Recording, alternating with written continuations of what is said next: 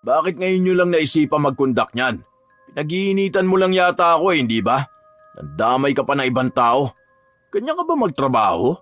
Napaka-unprofessional sa totoo lang. Hindi mo dapat dinadaan sa trabaho ang personal mong issue sa akin. Kung ako ang problema mo, sige tayo mag-usap. Ang lala niyang pag-uugali mo. Napakasama mong tao. Isipin mo may pamilya sila. Tapos gusto mong tanggalan ng trabaho? Kung hindi nga rin naman makapal yung pagmumukha mo, di ba? Ano, akala mo ba may mana ka na makukuha sa boss natin? Ibibigay ba dyan sa anak mo ang kalahati ng share ng school? Hindi naman, di ba? Bakit masyado ka nagbibida-bida? Ano bang pinaglalaban mo? Baka gusto mong sambahin ka rin ng mga tao. Sige na, sabi mo eh. Total, lahat naman kasalanan ko, di ba? Kahit na ang nagbaba ng directive na kunin ang papel ng mga professor bago magsimula ang klase, yung mga nasa itaas. Sa dami ng gurong tinanggalan mo ng trabaho at pinalitan mo, ikaw pang may ganang magsalita ng ganyan sa akin. Wala rin naman sigurong masama kasi may mga masteral naman ang hawak mo, di ba? Depende na lang kung may kinakatakot kang iba. Basta, mag-provide ka lang ng naaayon na papeles nila. Wala tayong magiging problema. Pero kung may problemang mang iba, baka ikaw mismo. Baka yung pag-uugali mo. Hindi ako naninira ng iba. Gawain mo yon, kaya wag mo ipasa sa akin. Minsan, kung sino pa ang taong tinulungan mo, siya pa ang magmamalaki sa'yo. Ganon ang dinanas ni Celia matapos niyang tulungan ang kanyang kaibigan. Pero sadyang ang mga taong mapagmataas ay sinisingil ng langit. May pagkakataon pa kayang magbago ang isang taong mapagmataas o sadyang dadamahin na lang niya ang masakit niyang pagbagsak. Uy ma'am, naabutan pa kita. Oo nga pala, nakalimutan ko sabihin. Dumaan kahapon si Ma'am Jennifer. Nagtatanong kung saan niya pwedeng i-verify yung yung regarding dun sa maling time record niya.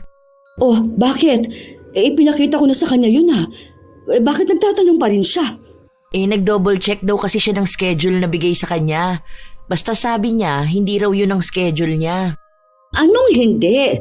Pinirmahan niya yon nung nag-request siya na i-move ang schedule niya. Tapos ngayon, sasabihin niyang hindi. Aba, ewan ko rin. Kanino ba kasi pinasa yun? Sa akin ang notice, pero si Sir Francisco nag-approve. After ibigay ni Sir sa akin, finoward ko na kaagad for notice sa faculty and kay boss. Basta yun ang sabi niya. Hindi niya raw alam. Basta ako pinasa ko kay Sir Francisco since siya ang nakita kong initial approving officer. Bakit pinasa mo kaagad? Dapat sinamahan mo. Andito pa yung papers niya. Ang gulo-gulo naman. Kakausapin niya lang naman daw para malinaw. Bahala sila. Ay nako, papaka-stress pa ba ako sa ganyan? Napatigil ang dalawa sa kanilang usapan matapos na marinig ang pagsigaw ng isang lalaki mula sa kabilang silid. Pal na mukha mo, tinatakot mo ako? Sige, magpa-labor ka. Yang katangahan mong isaayos mo. Pulpul ka na nga magturo, ngayon pati kami tatakutin mo dahil lang sa kamalian mong bobo ka. Dapat matagal ka nang wala rito Pinagtsatsagaan ka na lang namin. Tapos ganito pa? Wala kang utang na loob. Sige, lumayas ka nang wala kang maipakain sa pamilya mo. Magdidildil kayo ng asin. Ako na nga nagbibigay ng maayos sa trabaho sa'yo, gaganyanin mo pa ako? Ang ayoko sa lahat yung kinakalaban ako. Sinasabi ko sa'yo, tignan natin kung may mapasukan ka pang trabaho. Puwisit ka. Nagkatinginan ang dalawa bago nila ipinagpatuloy ang pagliligpit ng kanilang gamit. Ang lalaking galit na yon ay si Francisco, ang direktor ng isang pribadong paaralan na pinapasukan ni Lori at Celia. Sa katunayan ay si Celia ang nagpasok kay Francisco matapos nitong humingi ng tulong sa kanya 4 na taon na ang nakalilipas. Dati ay matalik silang magkaibigan, kaya hindi nag-atubili si Celia na magpaabot ng tulong. Pero hindi akalain ni Celia na malaki ang ipinagbago ng kanyang kaibigan matapos na magkaroon ng mataas na posisyon. Tila ba naging mapagmataas na ito sa lahat at madalas na siya ang dahilan kung bakit may mga umaalis na guro. Ilang beses naman na ring pinagsabihan ni Celia si Francisco, pero dahil nilamon na ito ng kanyang sistema, hindi na siya pinakikinggan. Iniisip na ni Francisco na ang sino mang may mababang posisyon, walang karapatan na kontrahin siya. Dahil doon, naisipan na lang ni Celia na kausapin ang asawa ni Francisco, ang isa pa niyang kaibigan na si Jane. Dahil mas maayos siyang kausap, sa kanya na lang naglabas ng hinaing si Celia. Pasensya ka na talaga. Sige, pagsasabihan ko na lang siya pag uwi niya.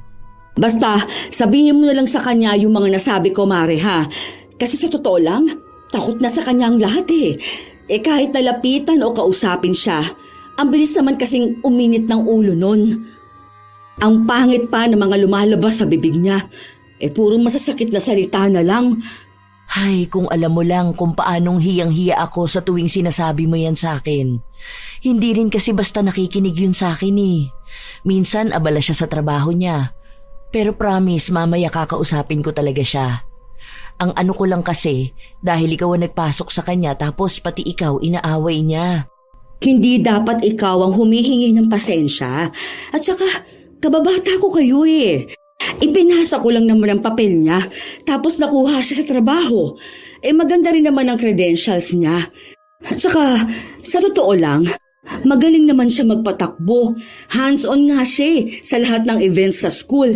Kaya lang, yung pasensya niya talaga ang problema. Ang daming co-teachers ang napaalis at nagrereklamo sa kanya. Hindi ko nga alam kung anong sasabihin sa kanya. Alam mo namang ako ang HR.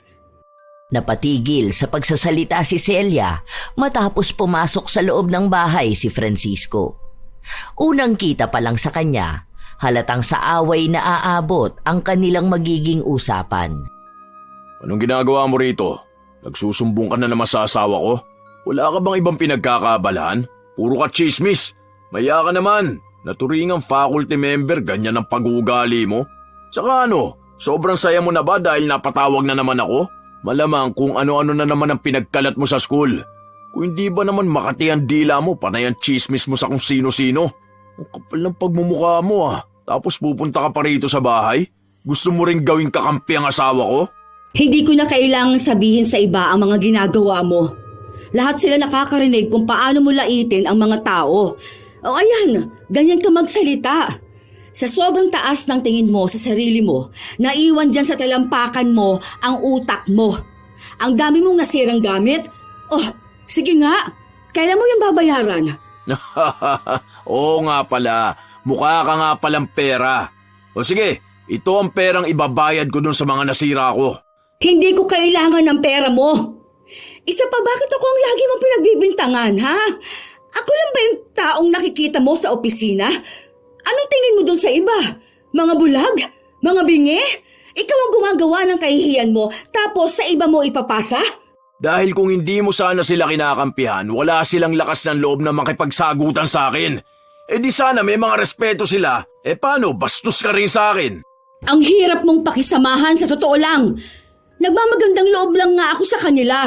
Kung sana kaya mong kontrolin ang sarili mo, kaso hindi.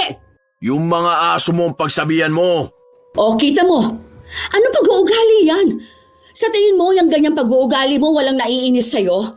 Kung alam mo lang kung gaano karaming tao na ang pinakiusapan ko para lang hindi ka mai-report. Tapos ngayon, nakikita mo pa ako bilang kalaban mo? Anong gusto mo mangyari? Magkaroon ako ng utang na loob sa'yo? Mabuti na lang, mabait sa akin ang asawa mo. Buti na lang, inaalala ko ang mga anak mo. Dahil kung hindi, baka wala ka nang mapasukang trabaho. Maayos akong nagpunta rito, tapos ganyan mo ako pagsasalitaan. Wala akong pakialam. Lumayas ka rito sa pamamahay ko ah. Kung ayaw mong ako mismo ang kumaladkad sa'yo. Sobrang sama ng loob ni Celia dahil sa halip na maging maayos ang usapan, nauwi lang sa puro sigawan. Pinilit na lang niyang pagpasensyahan ang kaibigan. Isang hapon, habang abala sila sa pagtatrabaho, lumapit si Francisco kay Celia. Nakakapanibago na nakangiti ito sa kanya at binati pa siya. Iisa lang ang ibig sabihin nun, may ipapakisuyo sa kanya. Bumabait lang naman sa kanya si Francisco kapag may kailangan ito sa kanya. At hindi nga siya nagkamali. dahil may dinala na bagong guro si Francisco. Isang batang-bata pang babae na mukhang katatapos lang sa kanyang pag-aaral. Ano sa tingin mo? Okay siya, no? Magaling yun. Sobrang talino nun. Grabe. Patapos na ang semester. Hindi na muna tayo kukuha ng bago. Yun din ang ibinaba ng notice sa amin. Di ko naman sinabi na ngayon. Consider mo lang para sa next SEM, di ba? Kulang na kasi tayo ng professor. Baka mahirapan na tayo sa susunod na SEM. Ang daming umalis. Wala pa tayong kapalit. Kumpleto na papers noon. Ready na yung mag-start. Nakausap ko yung mga umalis. Balak nilang bumalik next SEM. Kapag kinuha ko pa yan, sa sobra na tayo. Pinapasikaso pa naman sa akin yun. Kasi mga dati na rin naman tao yun dito. Bakit kailangan mo pang isipin yung mga umalis? Hayaan mo na sila. Di ba magkaibigan tayo? Magkababata? Sabay tayong lumaki. Tapos hayaan mo lang na bumalik yung mga taong bastos makipag-usap sa akin? Huwag kang magpapakababa para sa mga taong walang galang. Kapag bumalik ang mga yon, baka magkagulo lang ulit. Ang hilig pa naman manakot ng mga yon. Kaya pagbigyan mo na ako rito, ha? Isa lang naman tong pinapasok ko eh. Titingnan ko muna kung ano magagawa ko. Wala pa namang ibinababa na budget at kung ilan ang kulang na personnel. Sasabihan kita kapag may bakante pa. Sino ba kasi yun? Ang dami mo namang hawak na tao. Salamat. Wala yun. Anak ng kaibigan ko. Naghahanap ng work eh, kaya dito ko nalang ipapasok. Basta, diretso ko na sa iyo ang resume niya, ha? Ikaw na ang gumawa ng paraan para makapasok siya. Alam ko naman na kaya mo yan eh. HR ka pa naman. Hindi na yun masyadong pinagtuunan ng pansin ni Celia. Nagpatuloy ang kanyang trabaho. Ilang sandali lang, pinatawag siya para itanong ang tungkol sa papel ng bagong guro na nais niyang ipasok. Kinausap siya kung kilala ba niya ang dalaga na yon, lalo na't marami rin ang nakukuhang balita patungkol sa mga guro na hindi nagtuturo at nagpapabayad para lang makapasa ang mga bata. Nagiging mahigpit na sila dahil marami na rin ng mga magulang na nagrereklamo. Ipinangako na lang ni Celia na kikilalanin na lang muna niya ang babae. Paglabas niya ng opisina, nakita niya si Lori na naghihintay sa kanya sa labas. Nakikichismis ka na naman dyan. O ano na naman ginagawa mo dyan sa labas? Nakikinig ka, no? Grabe naman, napadaan lang ako. Pero anong sabi sa'yo, ma'am? Nagtatanong lang bakit nga raw sa akin diniretso ang resume. Ano palang balak mo? Ipapasok mo ba? Baka naman mapahamak ka. Mamaya gawin niya pa yung kasabot sa mga kalokohan niya, no? Tapos ikaw HR, baka lumabas na isa ka rin sa kasapi ng kulto nila. May pakulto-kulto ka pa dyan. Pero syempre, hindi ko yun kukunin. Lahat ng professor na naiwan, aprobado na lang nasa taas bago ko kinukuha. Kaya nga, ibinigay ko muna sa kanila para sila magdesisyon, para walang sisi sa akin. Pero bakit ba siya kumukuha ng mga kakilala niya? Ano kayang kalokohan ang ginagawa niya, no? Baka kaya inaaway niya ang ibang prof para may maipasok siyang kasabwat niya. Tingnan mo, pinag-initan niya si Ma'am Jennifer nung nakaraang linggo. Pagkaalis, pinalitan niya agad. May mali talaga eh. Yun na nga. Tapos hindi man lang nag-report sa akin. Sana naggawan ko pa ng paraan. Sunod-sunod pa sila ngayon. Bakit? Yung iba bang reklamo nakarating ba sa mga boss? Kapag ba nakarating, may action bang mangyayari? Wala naman, di ba? Last year, may notice siyang natanggap. Ngayon nga kasi sinasalo ko siya. Ayun, pinapakiusapan ko yung iba na wag na sana umabot pa sa itaas. Pinapakiusapan mo? Baliw ka ba? Pati mga tao rito naguguluhan na sa'yo. Gusto mo mag-report sila sa'yo ng ginagawa ni Sir Francisco, tapos tinotolerate mo naman yung mali niya. Di wala ka na rin pinagkaiba sa kanya. Hindi mo naman maitatama ang mali kung itatago mo ang tama. Iniisip ko rin kasi yung pamilya niya. Naaawa naman ako sa kanya, lalo na dun sa mga anak niya. Ngayon, responsibilidad mo na siya? Ilang beses ka naman na niyang binastos, diba? Kahit nasa harapan ng mga estudyante, minumura ka niya. Ewan ko ba sa'yo? Nakakapikon din talaga yung mga taong mababait eh. Nag-HR ka pa. Sana naging sekretary ka na lang niya. Ginagawa ko yon para sa mga anak niya. Ang dami niyang kasalanan sa'yo, sa totoo lang. Hindi mo responsibilidad yun. Kung gusto niya magstay dito, dapat magpakatino siya. Pero sa ginagawa mo, kinukonsinti mo pa siya eh. Paano naman siya matututo sa ginagawa niya kung panay kaharang? Sa totoo lang HR ka. Kung magre-report ka na binabastos ka niya, magagawan mo agad ng action. Huwag ka maawa sa kanya. Maawa ka sa ibang taong nagtatrabaho ng maayos tapos pinag-iinitan at pinapaalis niya na lang basta. Akala ko siya lang ang may problema eh. Ikaw rin pala. Huling tulong na yon. Hindi ko na uulitin kahit makiusap siya. Sus, puro ka ganyan. Parang gusto kong dalawa na lang kayong i-report. Alam mo, sa ginagawa niyang ganyan, pwede siyang makasuhan. Dawit ka rin talaga.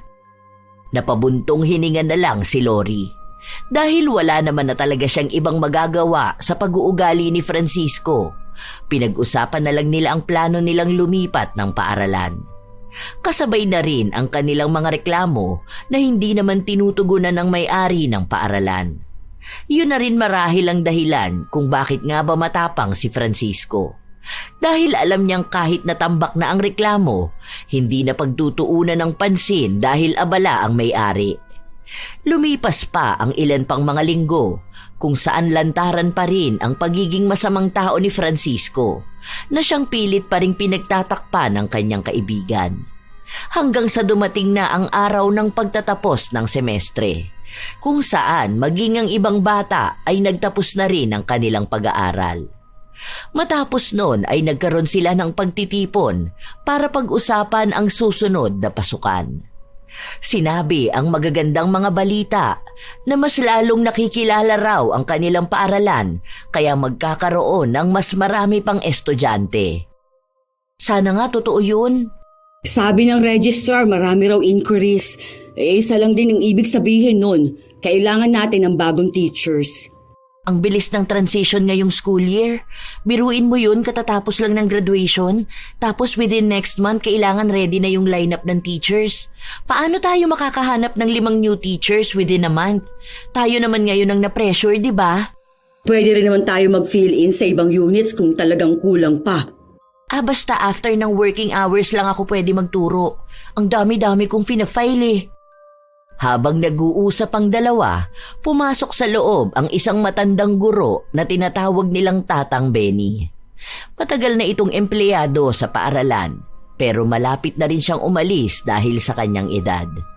Ibinalita sa kanila ang problema ng kanilang opisina na may kinalaman sa pera. Halos ubos na raw ang budget para sa susunod na pasukan. Maging ang isang balita na inireklamo na sila sa ahensya ng gobyerno. Kalat na raw ang balita na yon, lalo na't kay Francisco rin ang bato ng usapin. Pero mukhang walang pakialam si Francisco. Isang araw, pumunta si Lori sa opisina para ibigay kay Francisco ang papel ng bagong empleyado na pinapapasok nito. Hindi raw po talaga pwede, sir. Inutusan lang po ako na ibalik yan sa'yo. Hindi ko naman sinabing kunin nyo agad, di ba? Itabi nyo lang para sa susunod hindi na kayo mahirapang maghanap ng teacher. Sir, rejected nga po nila, ayaw pong kunin ni Ma'am Clary. Kung gusto nyo po, dumaan na lang siya sa proper screening at interview. Hindi naman din po namin siya pwedeng ilagay sa for approval dahil kahit initial interview wala pa siya. Tanungin mo si Celia, nag-uusap na kami tungkol dyan. Wala pong magagawa si Ma'am Celia kasi sa mataas na po sa amin ang galing ang order. Kung desidido po kayo sa kanya, pwede naman kayo magbigay ng recommendation letter para mabasa nila. Alam nyo naman po na lahat ng recommended teachers na galing sa inyo, lahat nagkaroon ng kaso. Anong pinapalabas mo? Gusto nyong dumaan sa screening lahat ng mga tao nang gagaling sa akin? Kapag nanggaling sa akin may mga improper conduct na? Katulad ng ano? Parang pinapamukha nyo ako ang problema. Sir, wala po akong sinasabing nasa inyo ang problema. Pero pinagsabihan na po kami na idaan lahat sa process sa mga applicants. Punyeta, sino man tinutukoy mo? Ako na mismo ang kakausap sa kanila. Nakarating sa akin na may mga professor daw na nanluloko ng oras, di ba? Sa akin nyo pa rin isisisi yun? Honestly speaking po, ang time record po ay nanggagaling sa inyo, sir. Kami lang po ang nagdo-double check kung tama sa record. Yun lang po ang alam namin. Ang pinapalabas mo sa akin ang gagaling ang problema? Ako nandadaya, ganun ba? Tarantado ka pala bobo ka ba ha? Ewan ko kung bakit nandito ka sa school na to Halata namang walang laman niyang utak mo. Ako pa pala ngayon ang pinagbibintangan nyo? That's not what I said. Now, if you can excuse me, narelay ko na po ang directive na binigay ni ma'am sa akin. Hindi mo ba alam na paninirang puri ang sinasabi mo? Pinupuntire mo pa lahat ng tao malapit sa akin. Discrimination din tong ginagawa mo. Parte rin ba yun ng trabaho mo? Calm down, sir. Wala po tayo sa kalye para magtaasan ng boses. Kung maaari po sana, babaan nyo ang boses nyo. Huwag po kayong magmumura at manlait. Mahiya naman po tayo sa mga nakakarinig sa atin. O hindi ba ito ang gusto mo? Ikaw pa ang may karapatang mamahiya pagkatapos mo akong sugurin dito sa opisina. Tapos ipapamukha mo sa akin na mandaraya at hindi ako marunong sumunod sa process nyo? Ngayon ikaw pa ang magsasabi na wala tayo sa kalye? Yun na nga eh. Wala tayo sa kalye, pero yung ugali mong kanal, dinala mo rito. Ayusin mo yung pananalita mo sa akin ha. Baka gusto mo mawalan ng trabaho bukas. Kapag nawalan ka ng trabaho, ano ipapakain mo sa pamilya mo mga timawa ha? Tarantado ka pala eh. Sir, kapag hindi nyo po binantayan ang pagsasalita nyo, gagawan ko kayo ng incident report. Hindi ko po pinapaalala yon. Warning lang po. Ayusin nyo rin ang ugali nyo. Tinatakot mo ba ako? Sino ba ako at ang lakas niyong magsipagpuntahan dito para maghanap ng gulo? Ano ba ang posisyon ko para sa'yo? Nalilitang ka ba sa akin? Hindi na kayo marunong gumalang ah. Tandaan mo ah, bago ka lang dito. Ako pa rin ang nag-aproba sa'yo kaya ka nakapasok dito. Ayusin mo ang tono mo kapag ako ang kausap mo. Pinagkakaisahan niyo ako, di ba? Mga duwag kayo, mga walang utang na loob. Matapos si Cecilia, ikaw naman. Bakit? Anong tingin mo? Makakapagtago ka sa saya ng head nyo?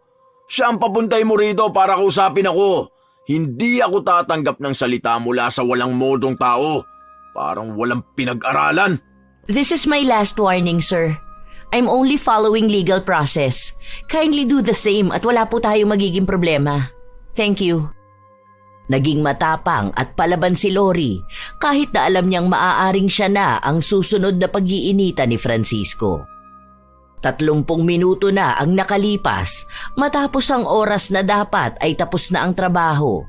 Inabot kay Lori ang sahod ni Francisco dahil siya na lang ang hindi pa nakakakuha.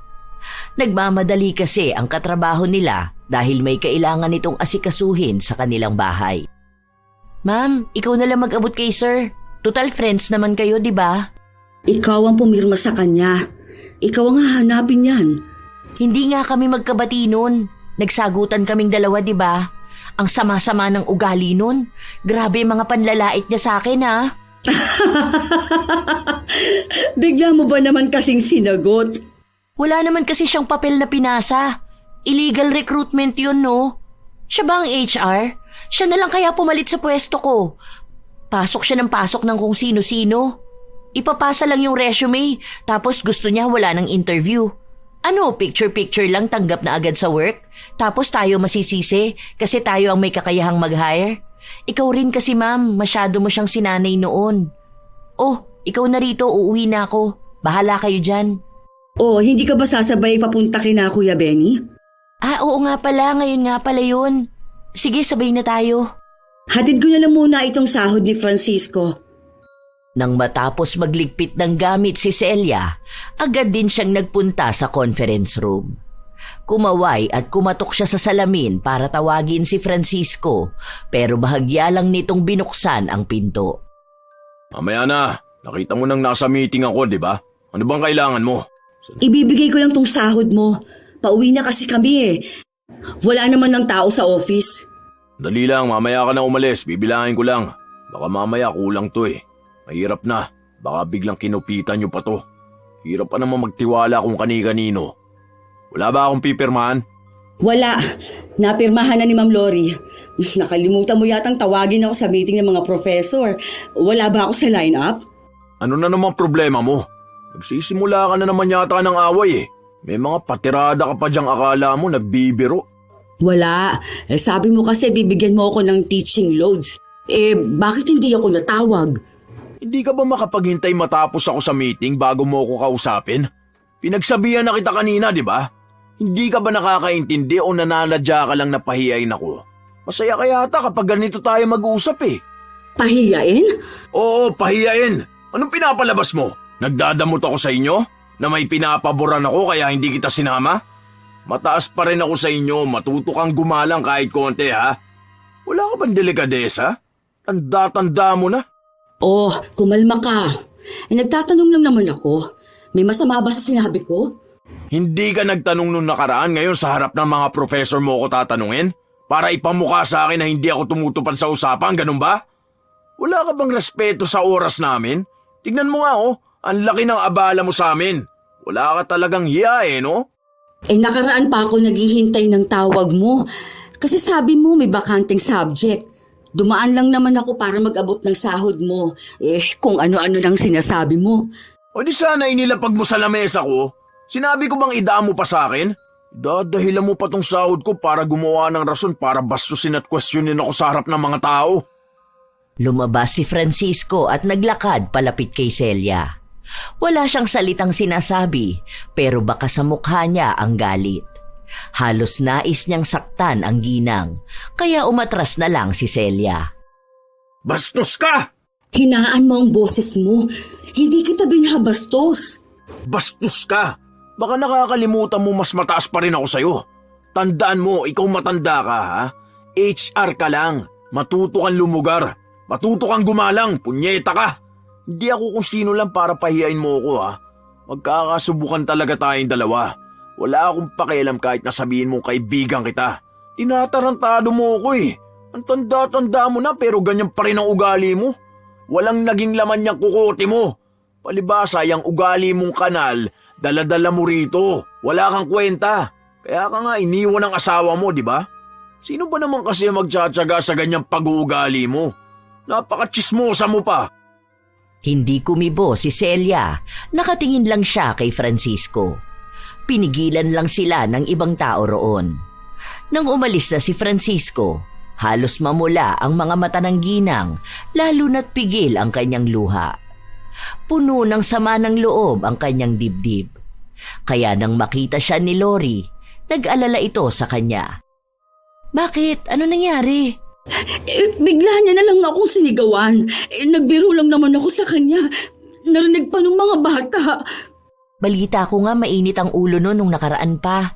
Pero wala naman siyang karapatan na mamahiya ng ibang tao.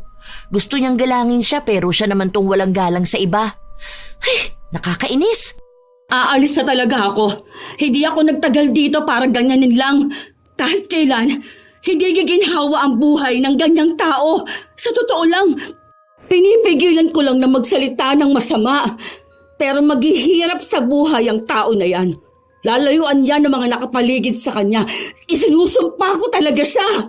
Kumalma ka na muna, ma'am. Maling-mali talaga siya. Ano na lang ang tinuturo niya sa mga estudyante? Na kapag galit, okay lang hindi gumalang? Umalis na lang sila para pumunta sa bahay ni Tatang Benny. Ilang araw na lang kasi ay aalis na ito sa trabaho dahil magre-retiro na siya. Isa siya sa mga naging kakampi ni Celia. Mabait at sadyang maunawain. Naikwento na rin nila ang ginawa ni Francisco at si Benny ang nagbigay ng payo kay Celia. Ilang sandali pa, ang naging usapan nila ay napunta naman sa mga maling ginawa noon ni Francisco. Saan mo naman nabalitaan yun? Chismosa ka talaga. Ano bang detalye? Alam ko lang muntik na siyang makulong. Hindi ko alam yung tunay na dahilan. Sayang naman. Sana nakulong na nga lang talaga siya. Hindi ko rin sigurado, pero sabi, parang tungkol sa mga online students sa Maynila. Hawak niya kasi pera ng school, tapos may nawawala. O ayun, na-report siya. Ang sabi, nagawa naman niya ng palusot, pero pinaalis pa rin siya. Tapos kinuha mo pa rin para pumasok sa work? Ma'am, ayos ka lang po ba? Tapos ganyan kanya ipahiya? Oh, pustahan tayo, ipagtatanggol mo pa yan. Kasi nga friends kayo, tapos nakakaawa naman ng mga anak niya. Ay, tumigil ka na nga dyan. Hayaan mo ma'am, gagantihan natin yan. Kapag ako talaga yumaman, ako. Oo nga pala, nagtataka ako. Di ba friends kayo? Bakit parang pansin ko ang engrande ng buhay niya? Yumaman ba siya bigla? Ewan ko, hindi ko rin alam ang sagot Kasi sa pagkakaalam ko, hindi naman siya tumatanggap ng ibang trabaho. Pero alam mo naman ang may mga katungkulan, maraming paraan kung paano kumita ng pera. Minsan nga iniisip ko na gumagawa na siya ng illegal. Ang galing niya lang. Nakalusot siya ng pera kahit na hindi siya taga-accounting. Pero sa totoo lang, mahirap makakuha ng pera sa pagkakaha. Kasi ang pagkakaha, bantayan ng mga matataas. Pero kapag mga pakimkim at mga kalokohan, imposibleng hindi alam ng nasa itaas. Katulad ng online classes na international students ang kinukuha. Ganong klaseng kalokohan ba, ma'am? Alam mo, sa sobrang dami mong alam na chismis, hindi ko alam bakit ka pa nagtatanong. O kanino mo narinig yan? Secret. Pero hindi ko alam paano yun. Hindi sila opisyal na enrolled sa school natin. Pero hindi ka ba nagtataka? Kung minsan may mga tumatawag na kukuha ng certificates. Pero wala sa system natin. So, tayo ang may kasalanan? Di ko gets. Ibig sabihin, nagbabayad sila ng enrollment fee. May record silang pinapakita, katulad ng transfer of money at mga grades. Nung kinausap namin si Sir, ang sinasabi niya naman, tutor lang naman daw niya yun. Hindi ba bawal yun? Bakit niya ginagawa yung ganun? Bawal kung bawal. Kulong ka kung mahuli. Kaso nga, wala namang estudyante ang nagrereklamo kapag kinausap na ni Francisco. Nawawala na sila. Tapos, malaking problema pa dahil nakapangalan pa sa school natin. Ang dami kong nalalaman na kalokohan ha. Parang ang sarap pakipagkaibigan sa ganun. Marami akong matututunang kalokohan. Ay, kapag ganyan ka, iiwan kita. Sa lahat ng gugustuhin mong matutunan, yung may posibilidad na makulong ka pa. Kawawa naman yung mga magulang ng estudyanteng nagbabayad at kumakayod para lang makapag-aral ang anak. Tapos lolokohin mo lang? Biro lang. Pero ang tagal niya nang ginagawa yon tapos di man lang nahuhuli. Ang galing niya. Nagpatuloy ang kanilang usapan hanggang sa lumapit si Benny. Doon lang nila ito nakausap ulit at sinabi na hindi na muna niya itutuloy ang kanyang pagreretiro. Dahil may utang siya sa pag-ibig at kung hindi niya raw yun mababayaran, wala pang 5,000 ang makukuha niyang huling sahod. Kung kakayanin niya pa raw, sa susunod na taon na lang siya magre-retiro. Malalaki naman na mga anak mo, hindi ka ba nila sinusuportahan? Malamang, Lori. Anong gusto mo? Sa anak siya aasa ng retirement niya? Sinabi nga niya sa akin na gusto niyang magbukas ng maliit na tindahan. Hindi ang inaano ko yung sa pension niya. Makukuha niya pa rin naman yun. Pero iniisip niya rin yung retirement niya. Ganyan na rin iniisip ko ngayon.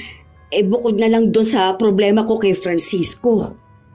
Lumipas ang ilan pang mga araw kung saan hindi nagpapansinan sina Francisco at Celia. Nagpapatuloy na lang sa trabaho si Celia dahil kung bibigyan niya ng pansin ang kaibigan, baka nga lalo silang magkagulo. Isang araw, habang papunta ng banyo si Lori, napansin niyang naglilinis sa kabilang banyo si Tatang Benny. Biniro niya pa ito na masyadong masipag. Pero sinabi lang sa kanya na inutusan siya ni Francisco na maglinis ng banyo dahil wala raw ang tagalinis at may darating na mga bisitang magsusuri sa buong paaralan. Dahil sa nalaman ni Lori, galit siyang bumalik sa opisina at sinabi yon kay Celia. Kunin mo yung mga papel na ibinaba ni Ma'am Patricia para kung maghanap ng patunay sila, sir, may maipapakita ka. Ipapaabot natin itong report na ito. Hindi pwedeng basta sila magpapalipat ng tao sa dapat trabahong ng iba. Sila ang nagdedesisyon. Hindi porket mataas siyang si Francisco, iisipin niyang siya na ang masusunod. Inis na sumugod si Lori sa opisina ni Francisco. Bit-bit niya ang folder na naglalaman ng mga papeles tungkol sa patakaran nila. Wala siyang pakialam kahit nakapansin-pansing abala si Francisco sa mga papel na pinipirmahan nito. Ano na namang ginagawa mo rito? Sir, kayo po bang nag-utos kay Kuya Benny na maglinis ng mga kubeta? Talagang pinagawa niyo pa yun sa matanda? Pinapatulong ko lang naman siya, total wala naman siyang ginagawa. Huwag mo sabihin kinukontra mo ang utos ko. Huwag mo akong patawanin, bata. May binaba na po kasing notice for transfer of employee, especially for Kuya Benny. We're not going through any transition para kailanganin siya ng kabilang department. Sana po alam niyo yun, di ba? Parang kulang sa department ng maintenance natin. Kaya ako na yung nagbigay ng order for assisting. Wala kang karapatang kontrahin ako. Kung ano ang sinabi ko, yun ang dapat niyong sundin. So you're not gonna do anything about the situation? Si Sir Benny ay under ng ibang department. May overemployment na nga po tayo sa maintenance. Paano nyo masasabing kulang sa tao? At kung talagang kailangan po nila ng assistance, andyan lang po kami sa office namin para kami ang magbababa ng instruction. Hindi ikaw, kundi kami. Kailangan ko na bang i-report sa inyo lahat ng gagawin ko mula ngayon? Hindi ba HR lang naman kayo? Baka nakakalimutan nyo kung saan kayo dapat lumugar. Para yatang akala nyo mga langaw kayo nakapatong sa ibabaw ng kalabaw. Wala po kaming hawak sa business nyo, sir. But in regards po sa employees, yes. If you need them, kindly ask po. Kasi may mga schedule silang sinusundan at sa amin po sila hahanapin. At kung talagang kailangan sila, sa amin po manggagaling ang letter. Do you need the list of employees under their respective department? In that case, bigyan ko na lang po kayo ng copy. Para naman hindi kayo nagmumukhang walang alam sa trabaho ng bawat tao rito. Padabog pang inilapag ni Lori ang papel at hindi na siya naghintay pa ng sasabihin ni Francisco. Sadyang hindi niya lang kinaya ang kahambugan nito at ang pagmamataas. Tila ba wala na rin siyang pakialam kung pag-iinitan ba siya nito o bigla na lang ding tatanggalin sa trabaho. Para sa dalaga, ilalaban niya kung ano ang sa tingin niya ay tama. Lumabas na rin siya kung saan nakita niya si Celia na siya namang papasok sa loob ng opisina ni Francisco. Ikaw na naman ang may pakanaan nito, no? At talagang tinuruan mo pa ang bata mong maging bastos na nakakataas sa kanya? Hindi mo ba tinuturuan kung paano siya gumalang, ha? Ang kapal ng mukha niya sumugod sa akin at pagsalitaan ako ng ganon. Walang iya siya. Kahit na sino, walang may karapatang ganunin ako. Kung alam mo lang kung paano ako nanginginig ngayon sa galit, hayop siya! Hindi ko kailangang magsumbong. Hindi ako bata na naghahanap ng kakampi. Ano bang ipinuputok ng butsi mo? Kaya nga ako napasunod dito dahil kailangan din kitang makausap. Wala na akong panahon para dyan sa mga salita mo. Ay totoo naman din ang sinabi niya na sana ikaw mismo alam mo rin kung paano gagalangin ang trabaho ng iba. Hindi dahil mataas ka. Kailangan mo nang pakialaman ang gawain namin. Nagpapatawa ka ba? Ano ba inaakala mo? Ano ba naman trabaho mo? Di ba HR ka lang naman? Baka ka mo nagkakampihan lang kayo. Alam ko na yan. Matagal ka nang naiinggit sa akin, di ba? Dahil ikaw matagal ka na rito, pero sa akin napunta ang posisyon. Sa kanito nakaraan, akala mo ba hindi ko yun makikita? Kayo-kayo lang ang nagkikita-kita tapos hindi nyo man lang ako inimbitahan. Anong ibig sabihin nun? Lumalabas na ang dahilan kung bakit ka nagagalit. Para ka naman bata na hindi sinali sa laro. Pag-iinitan mo pa yung matanda. Ginagamit mo yung posisyon mo para lang sa walang kwentang bagay. Hindi ako naiinggit sa'yo. Dahil wala yan sa'yo kung wala ako. Talaga ba? Hindi mo lang kayang aminin. Kaya ngayon, ang ginagawa mo, sinusulsulan mo mga aso mo na atakihin ako. Para nga naman kapag napatalsik ako, ikaw na ang papalit sa akin, no? Galing mo rin talaga mag-isip. Ibang klase ka. Tignan mo na nga yung ginagawa mong paggamit ng posisyon mo para makapanlamang ng tao. Huwag kang umasta na parang hindi yan mawawala sa'yo. Tandaan mo, lahat kayang bawiin ng langit. Kung ano mang ipinagmamalaki mo ngayon, pwedeng isang araw mawawala lahat-lahat. Kaya mas mabuti na sana na maging mapagpasalamat ka. Alagaan mo maging ang reputasyon mo.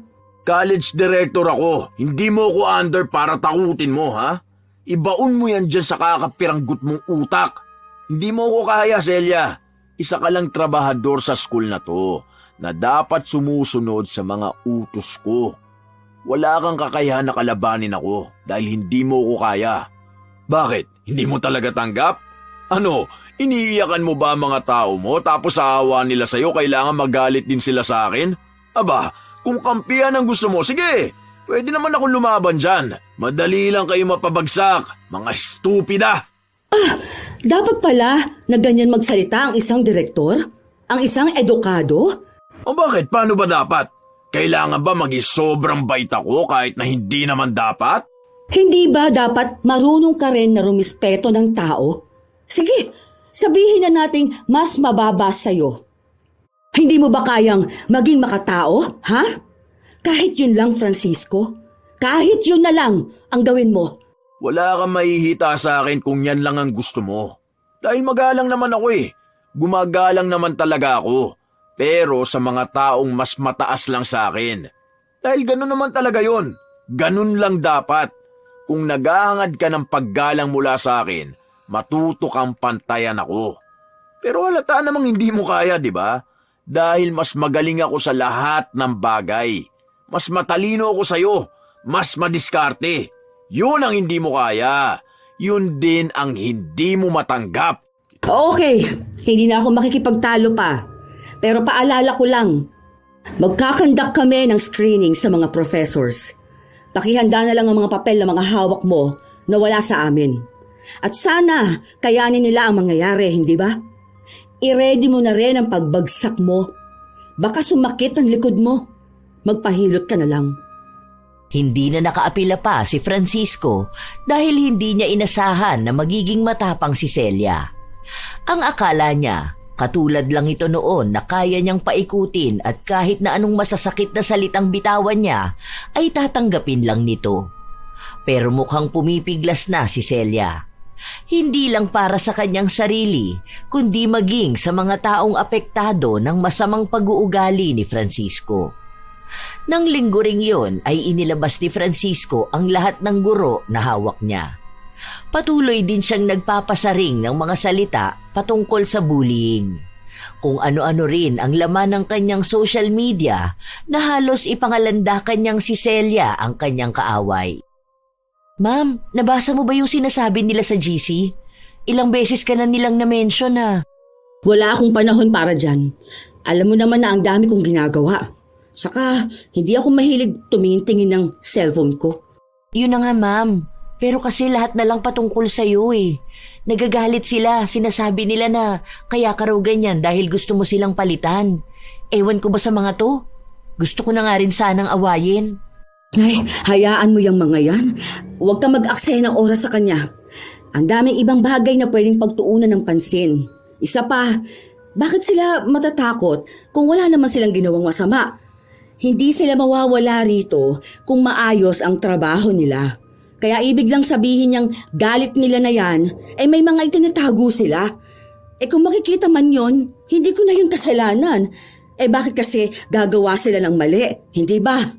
Hindi lang din naman yan ang issue, ma'am. Ang sabi nila, nang pa-power trip ka raw. Magre-report daw sila sa labor. Gumagawa na nga rin daw sila ng petition. Parang may mga pinapapirmahan na sila ngayon. Basta ikaw raw ang pangalan na ituturo nila. Galit na galit silang lahat sa'yo. Basta ang dami kong naririnig. Kahit nga ako minsan kapag nakakasalubong nila ako, kung ano-ano ring pinaparinig nila sa akin. Buti nga ma'am, nasa school ako. Naku, baka nasa bunutan ko sila. Kailan ko ginawa yun? Wala akong maalala na ginamit ko itong posisyon ko. Kaya nga sabi ko, buksan mo yung mga chat nila sa'yo. Tinakot mo raw si Sir Francisco na magtatanggal ka ng mga professor. Ayun, lahat na sila nagkakagulo. Para tuloy may gera sa department nila. Mukhang nag-iiyakan pa yung iba dahil wala na raw silang sasahurin. Ako pa ngayon ang mali. Binabaliktad na naman niya ang sitwasyon. Ang sabi niya, akong nag-uutos sa mga tao kong kumalaban sa kanya. O ngayon, lumalabas na siya ang gumagawa nun sa mga tao niya. Nang mga sumunod pang araw, ang daming mga taong nagpaparinig kay Celia. Pero hindi niya pinapansin ang mga ito. Nakatuon lang siya sa trabaho at sa paglilinis ng mga tao na dapat inaalis na sa trabaho. Kung sino man ang apektado ng kanyang ginagawa, alam niyang yon ang mga taong nararapat lang na mapatalsik. Ginagawa niya lang ang kanyang trabaho pero ang daming galit na galit. Isang tanghali, matapos niyang gawin ang trabaho, inabot niya ito kay Lori. Heto ang lahat ng mga approved professor ni Sir Francisco. Ito yung mga kumpleto ang papel nila. Sila yung mag-stay. Basta okay na yan lahat. Kapag hinanap niya ang list, bigyan mo siya niyan. Malamang sa malamang nag-aabang na yon. Walang ibang ginawa kundi magtanong sa akin kung tapos ko na. Baka pati siya binubuliglig ng mga tao niya. Sure ka bang magtatanggal ka? Baka naman makonsensya ka bigla. Dati isang iyak lang ng mga tao sa'yo kahit mali na ginagawa nila. Bigay ka ng bigay ng chance. Parang ano lang, ma'am, naninibago ko sa'yo. Hindi tayo pwedeng basta-basta magtatanggal. Kaya nga magkakonduct tayo ng survey from students. And syempre mga corresponding documents na kailangan nila para ma-retain sa position. Sa kung lalabas na karapat dapat silang matanggal, di yun na ang mangyayari. Kahit naman umiyak sila sa akin kung talagang wala na akong magagawa, hindi ba? Kasalanan naman din nila yun. Hindi na nga mahigpit ang school Sila lang ang may problema. Hindi kaya lalo kayo magkainitan ni Sir Francisco? Nitong nakaraan narinig ko nagsisigawan kayo. Parang tuwing magsasalubong kahit anino nyo lang, nagbabanggaan kayo ng sobra. Medyo nakakatakot lang. Baka ma-high blood kayong dalawa. Masyado niyang niyayabang ang pagiging college director niya. Baka nakakalimutan niyang tayo pa rin na nagpa-process ng employment. Mas mataas siya, pero baka nakakalimutan niyang may kapangyarihan pa rin ako. Bahala na siya sa buhay niya. Tapos na akong ipagtanggol siya. Masyado na rin lumaki ang ulo niya. Nice! Tumatapang na siya. Baliw ka. Umayos ka na nga dyan. Trabaho na. Lumipas pa ang mga araw hanggang sa dumating ang araw na nagkaroon na sila ng pag-uusap kasama ang lahat ng mga guro at mga taong may kinalaman kay Francisco. Naglabasan na sila ng mga kulang na dokumento dahil ayaw nilang mawala ng trabaho. Inasikaso naman yun ni Francisco kahit na masyadong maraming proseso. Ayaw niya lang ding mapahiya siya at magmukhang tama si Celia. Isang araw, pinuntahan niya sa opisina si Celia para ibigay ang mga papeles na kailangan nito. Padabog niyang ibinaba ang maraming papel. Ito na yung mga documents ng iba kong hawak. Hintay mo yung iba. Siguro naman makakapaghintay ka pa, di ba? Huwag kang maging atat na magtanggal. Parang gusto mo talaga mapahiya ako no? Mapopromote ka ba dyan sa ginagawa mo? Kaya masyado ka na naman nagbibida-bida ngayon? Mag-start na ang school year by next month. Sana maibigay mo na agad para sa approval ni na ma'am. Ayokong ibibigay nila kung kailan magsisimula ng klase. May deadline. Sana alam niyo rin yun. Bakit ngayon nyo lang naisipan mag-conduct niyan? Pinag-iinitan mo lang yata ako hindi ba? Nandamay ka pa na ibang tao. Kanya ka ba magtrabaho? Napaka-unprofessional sa totoo lang. Hindi mo dapat dinadaan sa trabaho ang personal mong issue sa akin. Kung ako ang problema mo, sige tayo mag-usap. Ang lala niyang pag-uugali mo. Napakasama mong tao. Isipin mo may pamilya sila. Tapos gusto mong tanggalan ng trabaho? Kung hindi nga rin naman makapal yung pagmumukha mo, di ba? Ano? Akala mo ba may mana ka na makukuha sa boss natin? Ibibigay ba dyan sa anak mo ang kalahati ng share ng school? Hindi naman, di ba? Bakit masyado ka nagbibida-bida? Ano bang pinaglalaban mo? Baka gusto mong sambahin ka rin ng mga tao. Sige, yan ang sabi mo. Total lahat naman kasalanan ko, di ba? Kahit na ang nagbaba ng directive na kunin ng papel ng mga professor bago magsimula ang klase yung mga nasa itaas. Sa dami ng gurong tinanggalan mo ng trabaho at pinalitan mo, ikaw pa ang may ganang magsalita ng ganyan sa akin? Wala rin naman sigurong masama kasi may mga masteral naman ang hawak mo, hindi ba? Depende na lang kung may ikinakatakot kang iba. Basta mag-provide ka lang ng naaayon na papeles, wala tayong magiging problema. Pero kung may problemang iba, baka ikaw mismo. Baka yung pag-uugali mo. Hindi ako naninira ng iba. Gawain mo yon, kaya wag mong ipasa sa akin. O bakit? Hindi ba totoong gumagawa ka ng paraan para umamo kami sa'yo? Gusto mo makiusap ako? Gusto mo magmakaawa ako? Kapag ginawa ko ba yun sa'yo, tataas na ang tingin mo sa sarili mo? Kung makapagsabi ka naman sa akin na ako mataas ang tingin sa sarili, parang hindi yun ang ginagawa mo ngayon. Pakunwari ka pa. Trabaho ko lang ang ginagawa ko at sana ikaw rin. Hindi yung mas inuuna mo ang manira ng buhay ng ibang tao. Tandaan mo, lahat ng taong pinatanggal mo, pwede kong i-file ng incident report. Huwag ako. Ha? Huwag ako ang kakalabanin mo. Dahil kung una pa lang puntirya ko na ang posisyon mo, matagal ka na sanang walang trabaho. Ngayon nagmamatapang ka na? Hindi ko kasalanan kung umalis sila ha. Sila ang nagdesisyon nun sa buhay nila. Wala akong kasalanan dun. Ikaw ang madalas na mamahiya sa kanila. Pinagmumura mo sila. Pinagsisigawan mo palagi, di ba? Alam mo, kung hindi lang tayo magkaibigan at hindi ako naaawa sa mga anak mo, matagal na rin kitang kinasuhan. Sa anong kaso? Sige nga. Isa-isahin mo ngayong ilabas yung mga imbento mo. Verbal abuse at saka indifferent to employee. Pasalamat ka at walang kaalam-alam ang mga empleyadong yon sa karapatan nila. Dahil kung hindi, matagal ka nang natanggal sa trabaho. Kahit bukas sa kanila ang pag-resign, under pa rin yon ang constructive dismissal. Kung matalino ka talaga, alam mo yan. Diba? Nakakahiya naman kasi bilang direktor kung hindi mo yan alam. Tama? Ngayon parang ipinamumukha mo sa akin na wala akong alam? Wala akong sinasabing ganyan, sir. Hindi mo ba agad naintindihan yung sinabi ko? Para namang ang layo nun sa pagbibintang na wala kang alam. Depende na lang kung wala nga talaga. Huwag mo ako niyayabangan, Celia. Iisa lang naman ang hawak mo sa akin, di ba? Yung ikaw ang nagpasok sa akin. Sa ikaw lang naman ang nagbigay ng resume ko. Pero ako pa rin naman ang nagdala sa sarili ko sa mas mataas na posisyon. Dahil magaling ako, hindi dahil kilala kita. Kaya huwag mo akong pagsasabihan na dapat ako magkaroon ng utang na loob sa'yo. Ano, gusto mo rin bang gamitin ang salitang utang na loob para mapasunod ako? Paano mo ba gustong bayaran ko ang utang na loob na yan, ha? Narinig mo ba akong inuulit ko sa'yo na wala kang utang na loob? Kaya mo yan naaalala dahil alam mo na meron ka talagang utang na loob sa akin. Hindi ko yan kailangang singilin dahil ako rin naman ang nagdesisyon para magkaroon ka ng trabaho. Kasi naaawa ako sa'yo dahil baka wala kang maibigay sa pamilya mo. Baka hindi pa makapag-aral ang mga bata. Wala akong isusumbat sa'yo dahil sabi mo nga, ikaw ang nagdala sa posisyon mo. Hindi yon ang issue natin. Ang problema rito ay ang ugali mo.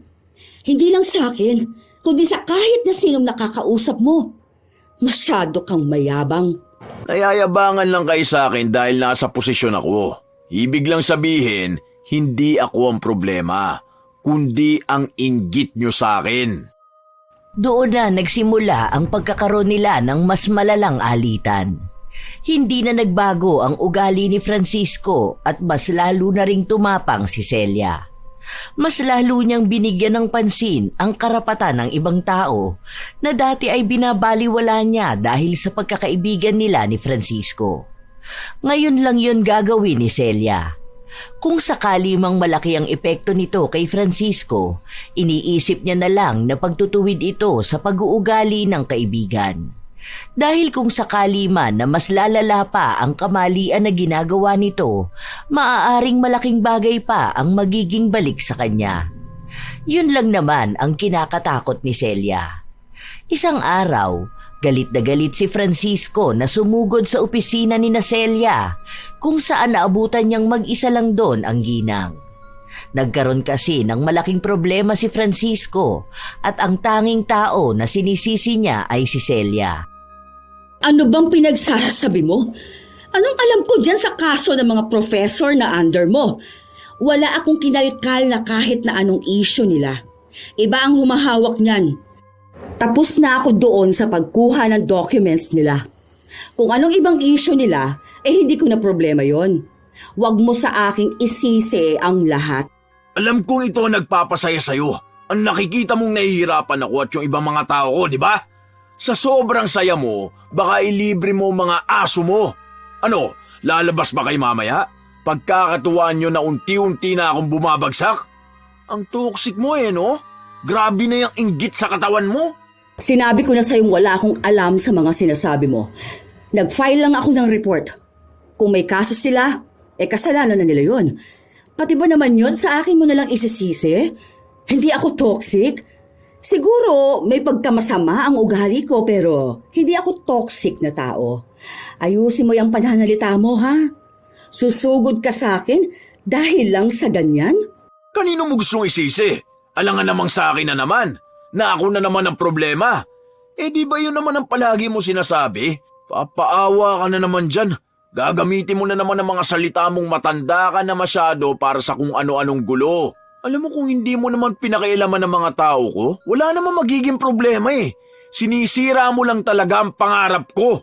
Ayoko makipagtalo sa'yo. Basta alam kong wala akong ginagawang mali. Sinasabi ko sa'yo ha, sa oras na mawalan ako ng trabaho, ikaw ang una kong papatayin. Total wala na rin namang kwenta yung buhay mo, di ba? Para sa ganun na lang din ako makakaganti sa yung hayop ka.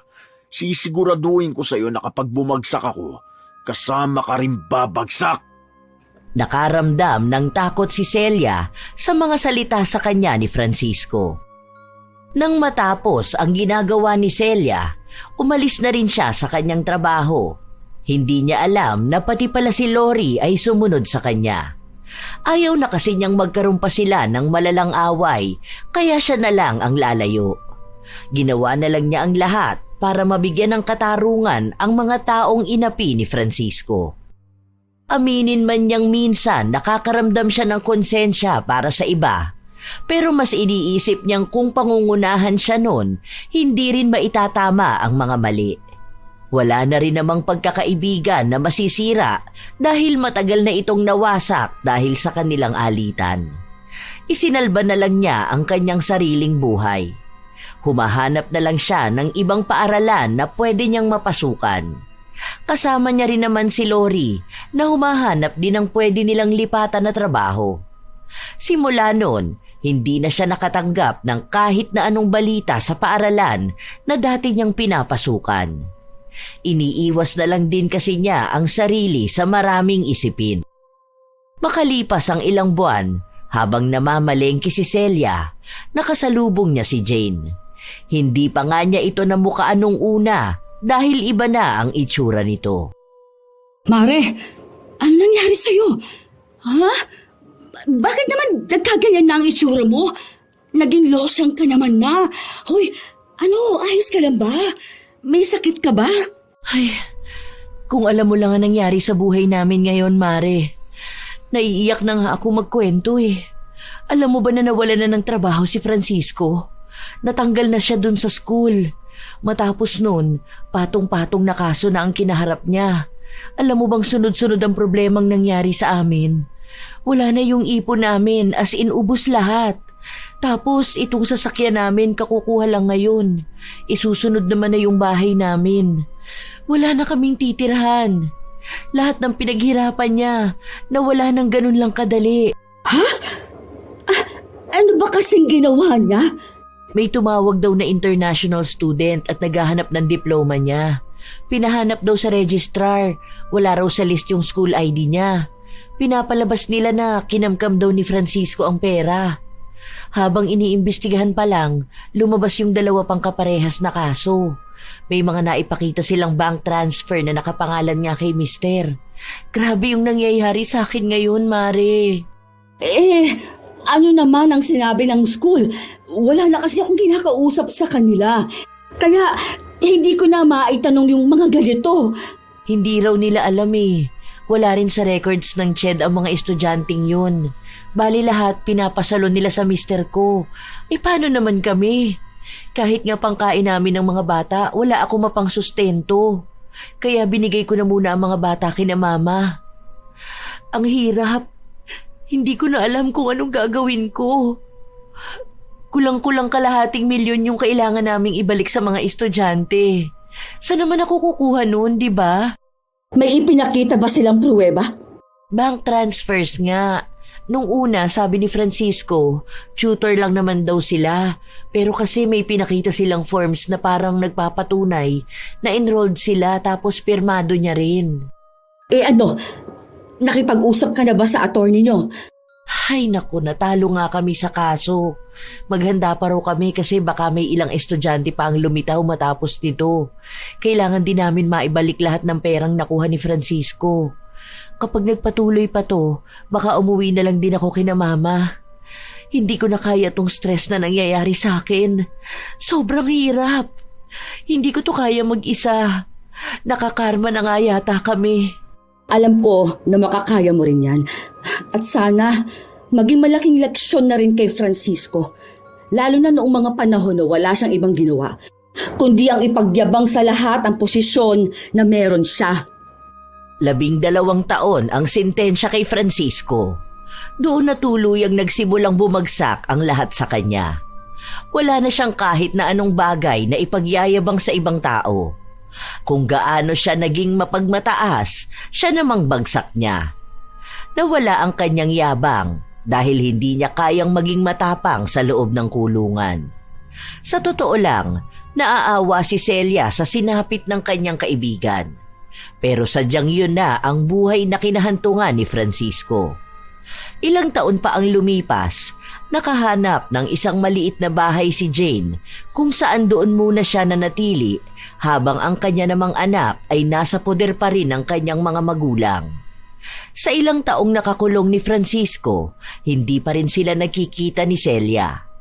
Hanggang sa isang araw, bumisita sina Celia at Lori sa bahay ni na Jane. Mamamas ko po! Manggugulo lang po kami! Pasok kayo. Pasensya na kayo kung mainit ha. Wala kasing kuryente naputulan. Kailangan mo ba ng tulong? Magkano ba ang bill nyo? Hindi na Mare, wag na. May trabaho naman ako sa tindahan. Okay na yun pantusto sa pang-araw-araw at pagtulong sa mga anak ko. Kasama ko nga sila ngayon Andyan sila sa kapitbahay na mamas ko. May dala pala kaming pagkain. Sinadya talaga namin yan para sa inyo. Napadaan lang talaga rito para mga musta. Alam mo na, sa tanda kong ito, hindi na masyadong makaalis ng bahay. Oo nga pala, bakit hindi mo subukang maghanap ng ibang trabaho? Sa company, ganon. May tatanggap pa ba sa akin sa edad ko? Saka mabuti na rin muna doon ako sa palengke at hindi na nila ako hinahanapan ng kung anong papel. Wala rin akong pang-pamedical kung sakali. Kaunting panahon na lang, makakaluwag-luwag na rin. Magtatapos na ang panganay mo. 2 taon pa, pero kakayanin. Nagwo-working student na nga rin siya para lang makatapos. Ang sipag ng bata na yun. Mabuti na lang at mabuting bata si Miguel. Kahit ganyan na nangyari, hindi pa rin kayo sinisi. Hindi ba? Kaya nga hindi pa rin pala kayo nagkikita ni Francisco? Hindi pa, Mare. Pero siguro sa susunod na linggo dadalaw ako sa kanya. O sige ha, dinala ko lang talaga yan. Aalis na kami. Hindi na kayang magtagal pa ni Celia sa loob ng bahay ni na Jane. Lalo na't nakakaramdam siya ng labis na awa sa dinanas na buhay nito. Maging katawan kasi ni Jane ay bumagsak na. Tinupad naman ni Celia ang kanyang sinabi na dadalawin niya si Francisco. Noong una, akala niya ay hindi siya haharapin nito o maaaring magtalo lang silang dalawa. Dahil sa tanda niya, hindi maganda ang huling beses nilang pagkikita. Bumagsak ang pangangatawan ni Francisco. Halata sa kanya na may sakit.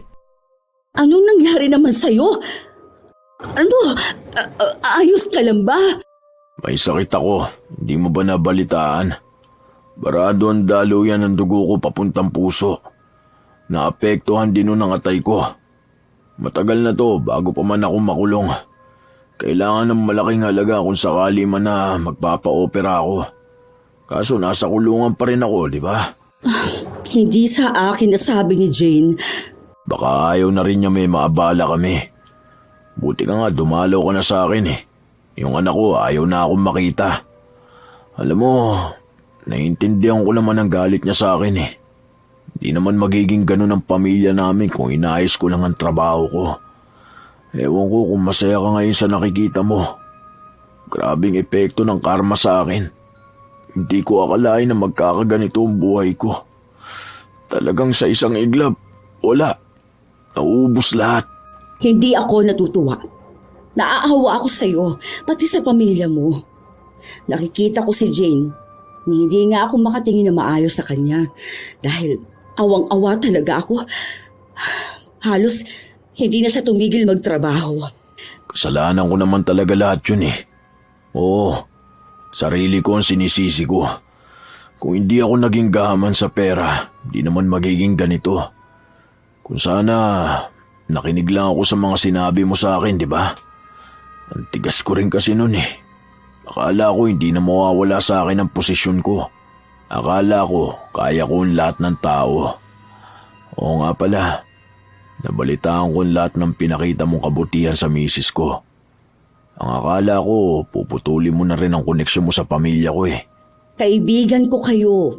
Naalala mo pa ba, nung mga bata tayo?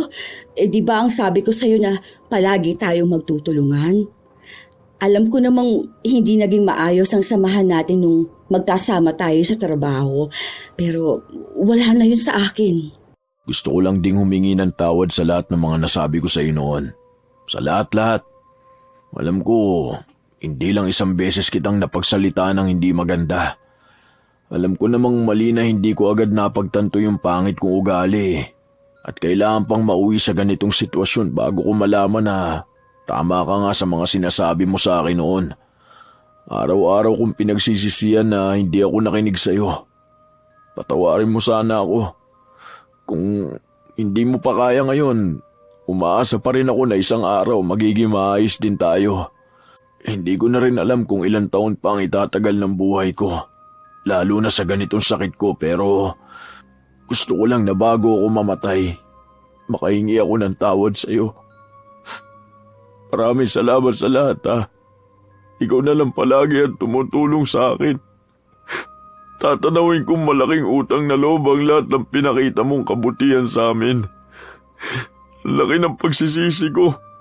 Naging pabaya ako sa pamilya ko.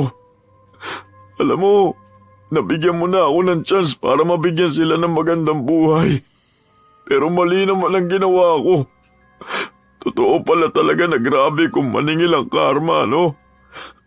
Talagang sasairin niya lahat. Wala na sa akin ang pag-aaway natin nun. Okay na tayo. Ayoko man itong nangyari sa'yo pero sana malaki ang natutunan mo sa ganitong pangyayari. Na sa susunod, kung ipagkakaloob man sa iyong ng langit na magkaroon ka ng bagong trabaho, kapag nakalabas ka na, sana matuto ka na makibagay sa mga tao. Huwag kang maging mapangmataas sa iba. Dahil katulad nga ng sinabi mo, kapag ang karma na ang naningil, kahit ang kahuli-hulihang sentimo na utang mo sa iba ay babawiin sa'yo.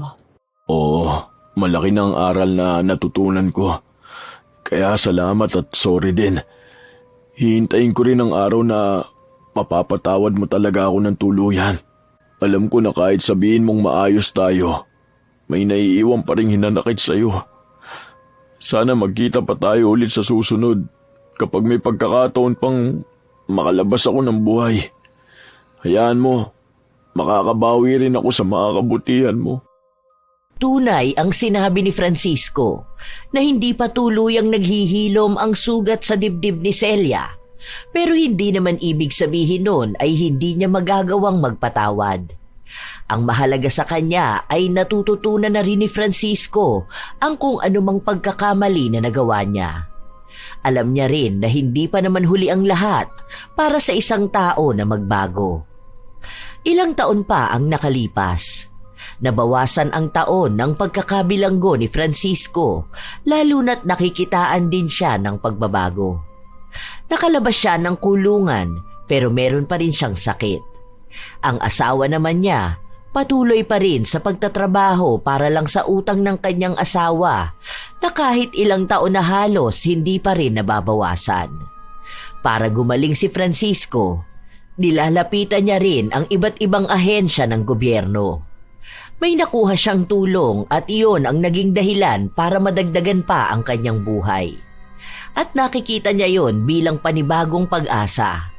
Marami man ang nakikita siya bilang masamang tao, matapos nga niyang makulong, gusto niya pa rin gumawa ng makabuluhan sa kanyang buhay. Sa mga sumunod na buwan, muli silang nagkita ni Celia, nakasama na naman si Lori. Hello, sir.